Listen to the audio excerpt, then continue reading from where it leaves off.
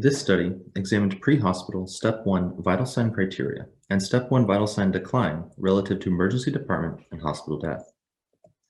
The Field Triage Decision Scheme, or the FTDS, is a protocol aimed to help emergency medical service providers in determining appropriate transport destinations for injured patients in the field.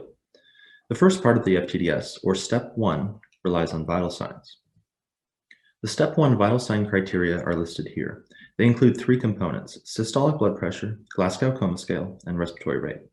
If any Step 1 criteria are met, the patient is deemed injured enough to warrant immediate transport to the highest level of trauma care available in the region.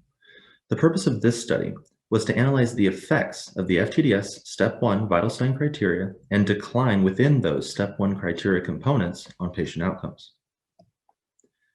This was a retrospective review of 2017 data from the National Trauma Data Bank. Patient and injury characteristics, transport time, ED, and hospital dispositions were all collected.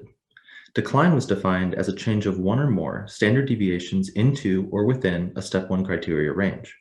Patients who met Step 1 criteria at scene and those who declined en route to the hospital were analyzed relative to ED and hospital death using logistic regression. The main findings of the study are listed here. Importantly, each individual Step 1 criteria component was independently predictive of ED and hospital death.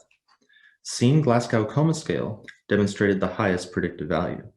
In addition, decline within each individual Step 1 criteria component was also independently predictive of ED and hospital death.